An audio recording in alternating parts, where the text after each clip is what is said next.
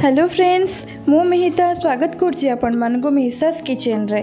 एबे पार्वणर ऋतु चली समस्ते घरे मिठा खाइबा को पसंद करि थांती तो सेति पय आमे आज देखिबा किपरि केसर पिस्ता राबड़ी प्रस्तुत करा जाय। तो चलंतु स्टार्ट करिबा। सेति पय प्रथमे आमे पैन गरम करी सेथिरे 1 लीटर क्षीर को नै नबा। तापर एठी मीडियम फ्लेम रे क्षीर को फुटिबा को छाडी दबा। क्षीर किसी समय फुटिला परे सेठी एहीपरि भाबे सर आसीजिवो। तार फर्स्ट लेयर उपरे गोटे पतला सर आसीजिवो। आमको एहीपरि गोटे स्पून साहाय्य रे सर को पैन रे साइड रे लगे के रखिबार अछि। देखंतु एहीपरि भाबे जेमते मो करूछि आपण सेमती जो फर्स्ट लेयर रे सर आसीछि पतला सर को आपण कढ़ई रे साइड रे एहीपरि भाबे लगे के रखि देबे। क्षीरर मिडिल पोर्सन को एहीपरि भाबे टिके टिके गोळौथिबे नहले क्षीरटी तळु लागिजिवो। तळु लागिगले हमर सर भल भाबरे आसीबोनी आ तार टेस्ट चेंज होइजिवो। आमको एका सहित दुईटा काम एठी करबाको थाए। सर को साइड रे लगेबा सहित क्षीर जो फुटु थाए मझी अंश रे एमती चमच साहाय्य रे ताको कंटीन्यूअस गोळेबार थाए। तो एमती आमको केते समय पर्यंत करिवार अछि जेते समय पर्यंत आमे देइथिबा क्षीर कमी कमी के 4 भागरो 1 भाग पर्यंत न हो जाइछि आउ आमको सेते पर्यंत एई प्रोसेस रिपीट करिवार अछि। देखंतु धीरे धीरे आमे जेते बेले कढ़ईर साइड रे लगे लगे जाउचंती तो से सरर लेयर सब मोटा हे जाउछि। धीरे धीरे हमर साइड रे सर बढ़ी बढ़ी जाउछि। एबे क्षीर फुटिबा समय रे आमे गोटे छोटो स्पून रे फुल अलैची गुंड मिसई दबा। अलैची गुंड किछि भी डेजर्ट रा स्वाद को बहुत बढ़े दे थाए। एहा को आमे फुटिबा समय रे मिसईले एहार बास्ना बहुत भल आसी थाए। एही राबड़ी बनिबा पई कि बहुत कम समय लगी थाए और सहज मध्य हे थाए। साधारणतः केसर पिस्तार फ्लेवर समस्त को पसंद आसी थाए। तो आपण माने एहा को निश्चय घरे ट्राई करंतु। यह बहुत कम इनग्रेडिएंट्स रे बनी जाए थे। मात्र 2-3 इनग्रेडिएंट्स रे हमर गोटे टेस्टी डेजर्ट बने के रेडी हो जाउछि। एही प्रोसेस को हमको बार बार रिपीट करिवार अछि। क्षीर फुटिबो आ तार सर को हमको पैन रो साइड रे लगे दबार अछि। देखंतु एठी हम क्षीर कमी जाइछि।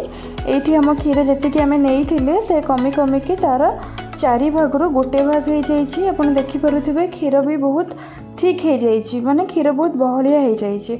आ आमे सब सर को कढ़ई रे साइड रे लगे के रखिछंती। एबे आमे एथिरे 2 चम्मच चीनी मिसई दबा। जेते बेले हमर क्षीर कमी कमी बहुत बहलिया हो जाय थाए सेते बेले हमको चीनी मिसईबार थाए। चीनी जेते आमे स्टार्टिंग रो मिसई दबा ताहले चीनी रो जो पानी बाहरिबो से आम राबड़ी को पतला करदेव। से आम राबड़ी रे सब बेले चीनी को लास्ट रे मिसई थांती जेते बेले आम क्षीरटी बहलिया हो जाय थाए। एबे देखंतु आम क्षीर बहुत बहलिया है कि बहुत कमी जाइछि। ऑलमोस्ट आम राबड़ी प्रस्तुत हो जाइछि। एबे हमको कौन करार अछि साइड रे जो सर को आमे लगे के रखिछंती से सब को आमे बहलिया क्षीर जो अछि सेइथरे मिसई देबार अछि। एहीपरि भाबे आम कढ़ई रे साइड रे सर को से मझी रे जो अल्प बहलिया क्षीर अछि सेइथरे मिसई देबा। एहीपरि भाबे आमे परस्त परस्त लेयर वाला राबड़ी खूब कम समय मध्य प्रस्तुत करि नैचंती। आ एथिरे बहुत कम चीनी रो व्यवहार आमे करिसंती काहे कि ना क्षीर एमिति रे भी मरि गला परे मीठा लगे सेते पई आमे एठी कम चीनी रो व्यवहार करिसंती। एहा को आपण फ्रिज रे रखी 3-4 दिन पर्यंत खाई परिबे। आ जदि आपण एहा को किछि वयस्क लोक किंबा छोट पिलांको सर्व करूचंती तो ताहाले आपनको एथिरे कोनोसी ड्राई फ्रूट्स रो व्यवहार करबा को दरकार पड़िबनी। और ट्रेडिशनल राबड़ी रे एमती रे भी किछि ड्राई फ्रूट्स पड़ेनी। सर गुडी को एहीपरि भाबे क्षीर रे आमे भल भाबरे मिसई दबा।